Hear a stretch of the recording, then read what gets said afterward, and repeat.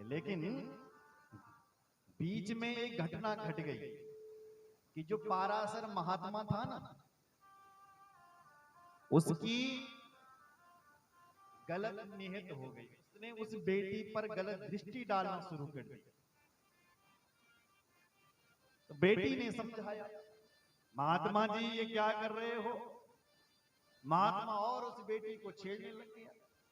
बेटी ने फिर समझाया, कुलस्या यदृशं वाक्यं श्रुतस्या तपसश्च किं। हे महात्मा, तुझे अपना कुल का होश नहीं है। तू एक ब्राह्मण है और मैं एक निषाद की बेटी हूँ, मछुआरे की बेटी हूँ। तो मुझे छू रहा है। तुम के वशिष्ठ दायादा कुलशील समन्विता। तुम्हें पता होना चाहिए कि तुम वशिष्ठ के कुल के हो और मेरी जैसे अबला को छेड़ रहे हो। देखो मुनि, दुर्लभम मानुषम जन्म भुवि ब्राह्मण सत्तमा तत्रापि दुर्लभम मन्ये ब्राह्मणात्वं विशेषतः। ए बाबा, दाढ़ी वाला सुनियाल जरा, ये जो मनुष्य को शरीर क्या बहुत दुर्लभ है। दुर्लभम मानुषम जन्म। पता होना चाहिए तुझे कि मनुष्य का शरीर बड़ा दुर्लभ है और मनुष्य के शरीर से भी ब्राह्मण का शरीर मिल जाए तो वही ब्राह्मण सम्मत हमारे। और भी बड़ी विशेषता, तत्रापि दुर्लभम मन्ये। इतने दुर्लभ ब्राह्मण जो वशिष्ठ के कुल में पैदा होने वाले हैं और मेरी जैसी, पर तुम्हारी गति। कुल को देखो, कुलेन शीलेन तथा श्रुतेन भुजोत्तमामस्तम कुल श्रुतेन अनार्य भावं कथमा गतोसी विपेंद्र वीक्षमीन गंधम। पहले तो मेरे ऊपर विशेषता अच्छी नहीं है। कुलेन शीलेन, मेरा कुल अच्छा नहीं है, ना मेरा खानदान अच्छा है, और मैं सुंदर भी होती तो बात है, गंध मेरे शरीर से निकल रही है। उस बेटी के शरीर से मच्छी की गंध निकलती थी, इसलिए उसका नाम मत्स्य गंधा था। इसलिए मुझे मत छू, तेरा माने मेरे ऊपर आ गया, मुझे मत छू, मेरे शरीर से गंध निकल रही है, मेरा नाम ही मत्स्य गंधा, इसलिए मुझसे दूर हो जाओ, दूर हो जाओ। बाबा ने कहा, है देवी, अगर तेरे शरीर से मछुआरे मच्छी की गंध निकल रही है ना, मेरे पास आ।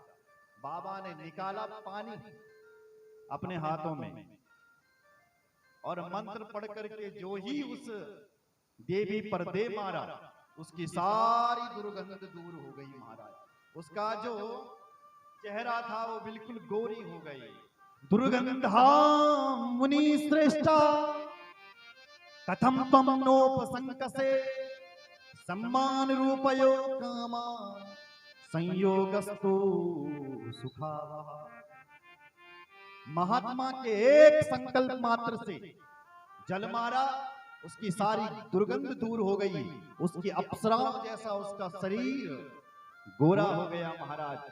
और फिर महात्मा पाराशर ने उसका मनोरथ, अपना मनोरथ पूर्ण किया और उस बेटी को गर्भवती बना दिया। इत्युक्तेन तु सा कन्या श्रवणमानेन भामिनी कृता योजन गंधातु स्वरूपा च वरानना। लिखा है उसके शरीर से इतनी सुगंध निकलने लग गई कि महाराज कोसों दूर तक जो गंध आ रही थी वो सुगंध में मिल गई, सुगंध चलने लग गई। उस बेटी ने कहा कि मेरा कन्या व्रत धर्म नष्ट हो जाएगा। वशिष्ठ ने कहा ये कभी नहीं हो सकता। पाराशर ने कहा ये कभी नहीं हो सकता। मैं वरदान देता हूं कि तू जिस बालक को जन्म देगी वो एक मेधावी होगा, उसके नाम से दुनिया जानेगी और तेरा ये कन्या व्रत धर्म नष्ट भी नहीं होगा। अपना मनोरथ पाराशर ऋषि ने पूरा किया। पाराशर ऋषि तो चले गए, लेकिन वो देवी गर्भवती हो गई, मछुआरे की बेटी। समय आया किसी को पता नहीं चला, लेकिन जब समय आया, जिस दिन आषाढ़ मास की शुक्ल पक्ष की पूर्णिमा थी, उस पूर्णिमा को उस बेटी ने एक सुंदर से बालक को जन्म दे दिया। द्वीपे न्यस्तस्य तस्य बालस्य तस्माद् द्वैपायनो भवत्। द्वैपायन द्वापर के प्रारंभ में ही और वेद व्यास जी को जन्म दे दिया। जिस दिन व्यास जी का जन्म हुआ, आषाढ़ का महीना था, शुक्ल पक्ष था और पूर्णिमा तिथि थी, जिसको हम आज गुरु पूर्णिमा कहते हैं। क्या कहते हैं? गुरु पूर्णिमा। उस दिन उस बालक का जन्म हुआ। आकाशवाणी हुई, हे देवी तुम धन्य हो, धन्य हो, धन्य हो। आज से तुम्हारा नाम सुगंधा नहीं, तुमने एक सत्य बालक को जन्म दिया है। आज से तुम्हारा नाम सत्यवती होगा, सत्यवती होगा, सत्यवती होगा। तुमने किसी साधारण को जन्म नहीं दे दिया, पराशक्ति तेज से तुमने एक भगवान के अंश को जन्म दे दिया। तुम्हारी जय हो, जय हो। तो उस बालक ने वेदों का विस्तार किया, इसलिए उस बालक को आज लोग वेद व्यास नाम से जानते। किसी को पता नहीं चला, बालक को छोड़ करके चले गए। ऋषियों ने उस बालक को उठाया, ऋषिगण उस बालक का भरण पोषण करने लग गई। उसकी मां उसको छोड़ करके अपने पिताजी के पास चले गई। पता ही नहीं चला कि इसका बेटा भी हुआ कि नहीं। हमारे यहाँ 12 पूर्णिमा होती है।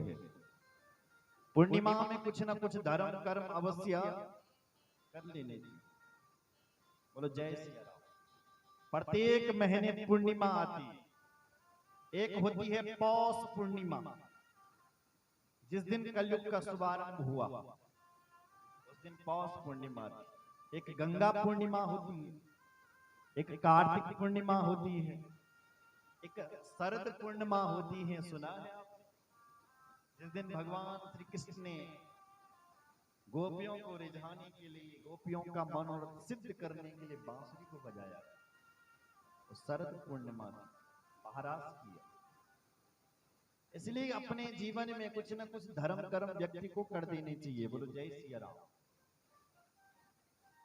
पूर्णिमा में दिया हुआ दान बहुत सुख देता है। आपके गांव में 2-3 साल से कथा हो रही है, दान में कमजोरी मत रखिए। कुछ न कुछ अंश भगवान के लिए कुछ छुपा के देना भी पड़े, भगवान कहते हैं वो भी मंजूर है।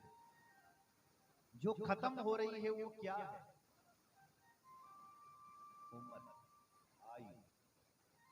आयु खत्म हो रही है। हम सोच रहे हम बड़ा वर्ण के, बड़ा नहीं, हम खत्म वर्ण के। खत्म हो रही है हमारी आयु। जो खत्म हो रही है वो आयु है। जो बढ़ रही है वो तृष्णा है, कामना है। कामना कभी खत्म नहीं हो सकती, वो हमेशा बढ़ रही है।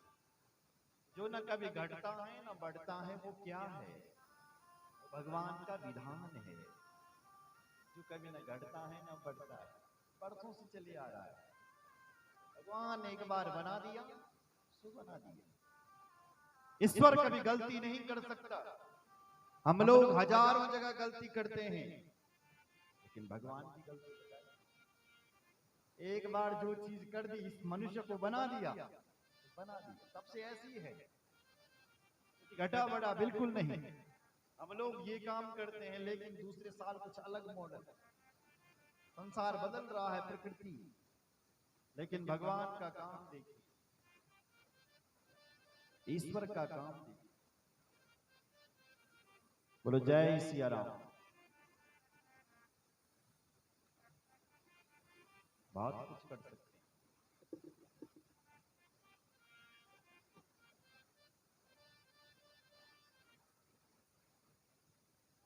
बोलो जय सिया राम।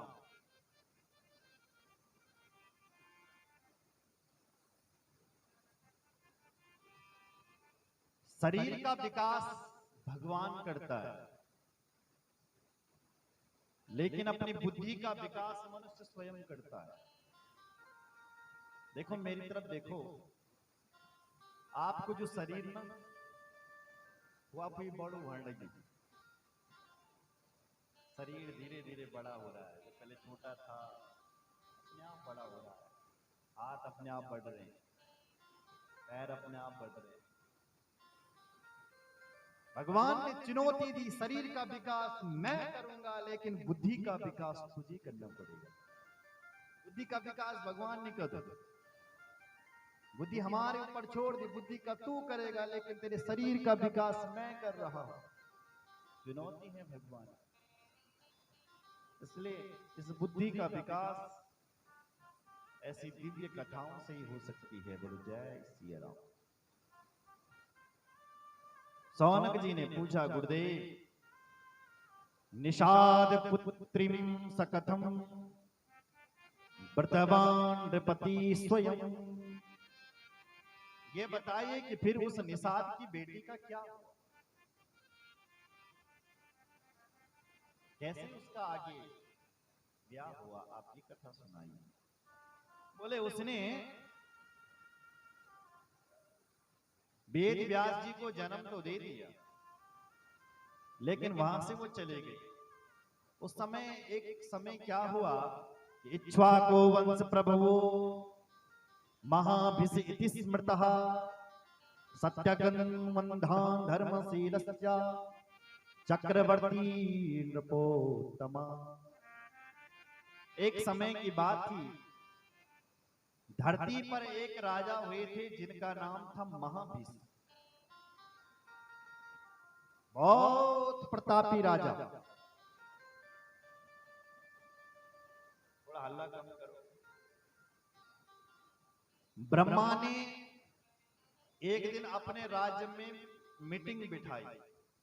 हमारे धरती पर कुछ राजा ऐसे थे जो स्वर्ग में भी जाया करते थे, जैसे दशरथ जैसे राजा स्वर्ग पर कुछ हो गया तो वहां चले जाते थे, ऐसे महाभिष राजा भी थे। तो एक दिन ब्रह्मा जी ने मीटिंग रखी, सारे राजा लोग, देवता लोग और देवियां भी स्वर्ग में आई हुई थी। ध्यान से सुना, स्वर्ग में महाभिष राजा भी गया हुआ था और माता गंगा भी गई हुई थी, देवियों को भी बुलाया हुआ। मीटिंग हो रही थी। अब मीटिंग में क्या हुआ कि महाभिष राजा और गंगा माता जो स्त्री का रूप धारण करके आई थी, उनकी आंखें अपने में चार हो गई। नेत्र से नेत्र मिलने से प्रेम जागता है, नैन से नैन मिलने से, इसलिए वो दोनों की आंखें चार हो गई। महाराज ब्रह्माचकोपतो तूर्णम ससाप चारुदंबितः मृत्युलोकेषु भूपाल जन्म प्राप्य पुनर्दिवम्। ब्रह्मा ने देखा, देखो देखो ये ब्रह्मलोक में इनके इतने गंदे काम हो रहे हैं, अपने में आंखें लड़ा रही हैं, मैं इनको श्राप देता हूं। ब्रह्मा ने श्राप दे दिया महाभिष राजा को, ए राजा तू धरती का राजा तो बना हुआ है, फिर तू धरती का राजा बनेगा। और देवी गंगा को भी श्राप दिया, गंगा तू भी इस मृत्युलोक की स्त्री बनेगी, जाओ मैंने तुम्हें श्राप दे दिया। पुण्येन महता विष्ट त्वमवाप्स्यसि सर्वथा गंगा तथोक्तवान् ब्रह्मा दीक्ष प्रेमवती नृपे। जाओ धरती पर तुम दोनों का जन्म होगा और फिर तुम अपने में आंखें लड़ाना या कुछ भी करना। जाओ। समय बीता। एक समय क्या हुआ, कथा ये ऐसी कथा है जो मुड़ रही है अपने आप में। ब्रह्मा ने तो उनको श्राप दे दिया, वो अपने अपने लोक को चले गए। फिर एक समय की बात हुई, एकस्मिन् समये चाष्टो वसवा स्त्री समन्विता वसिष्ठस्य श्रमं प्राप्त रममाणं यदृक्षया। एक समय की बात थी, वसुओं में अष्ट वसु है, 8 वसु हैं देवताओं में। वो वसु घूमते घूमते एक बार वशिष्ठ जी के यहाँ चले गए। वशिष्ठ जी के यहाँ गाय बंधी थी। कम करो। जब उन वसुओं ने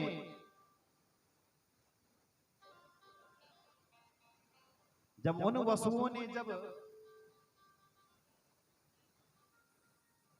वशिष्ठ की गाय को देखा, घोर नाम तस्य भार्या नंदिनीं गां ददर्शः। उन वसुओं ने जब वशिष्ठ के घर में गाय को देखा तो वशिष्ठ घ्यो नाम के वसु की पत्नी थी। वो अपने पति से कहती है, महाराज मुझे ये सफेद गाय चाहिए।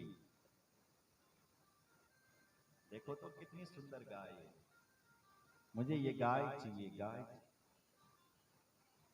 हमारे यहाँ आजकल गायों की दुर्गति हो रही है।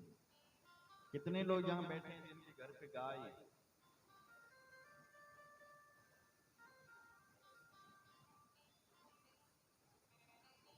लोग अपनी अचकाल गौ भक्त बतौड़िया, कई का भक्त बोलते हम लोग गोपाल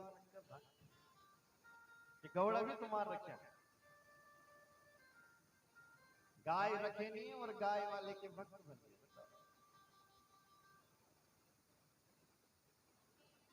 कैसे कहां के भक्त हैं तुम? मुझे तो नहीं लगता कोई भक्त होगा।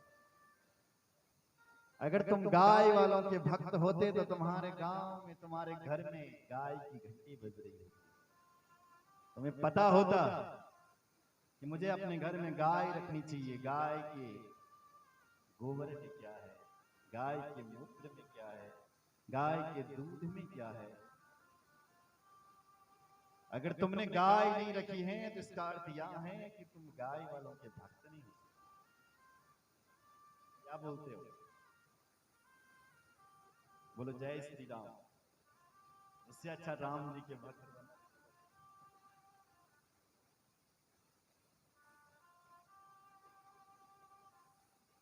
हमारे 5 गाय समुद्र मंथन से निकली। श्रीमद् भागवत सुनिए।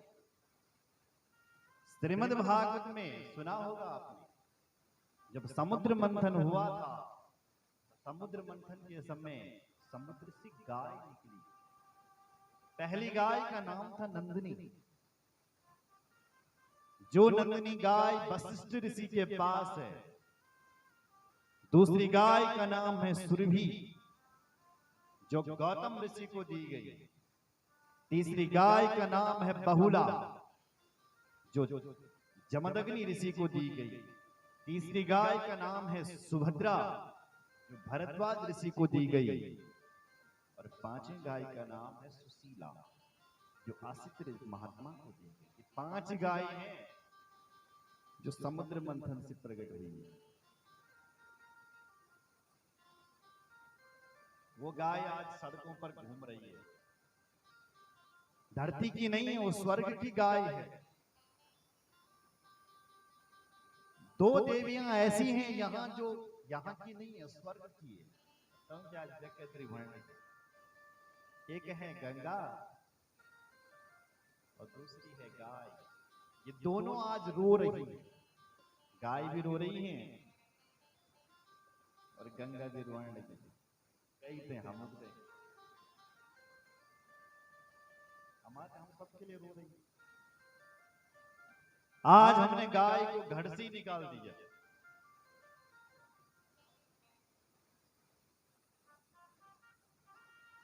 गाय से आपकी शोभा थी। आप तो गांव में रहते हो, तो गांव में रह करके गाय क्यों नहीं रखते? अपने आप को गौ भक्त कहते हैं, हम गौ भक्त हैं। गौ भक्त को तुम्हारे घर पर गाय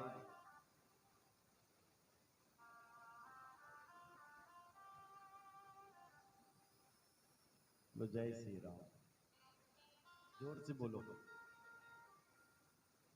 अपने आप को गौ भक्त मत कहना मेरी माँ। यदि तुमने अपने घर पर गाय नहीं रखी है तो गाय वालों से जुड़ना तुम्हारा व्यर्थ है, बेकार है। मुझे लगता है यदि जुड़े हो तो तुम्हें पता होना चाहिए कि गाय क्या चीज है। गाय के दूध की महिमा देवी भागवत कह रहा है। गाय का दूध दूध नहीं है, वो तो अमृत है, दिव्य है।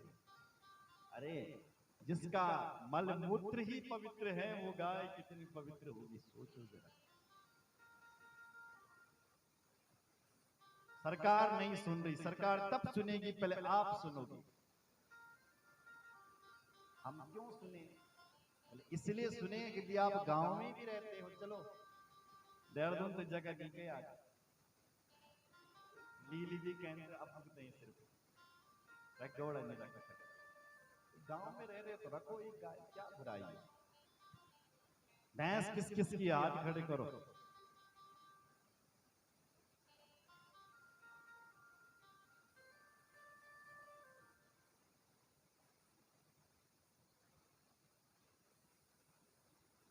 सबका भैंसा रखें।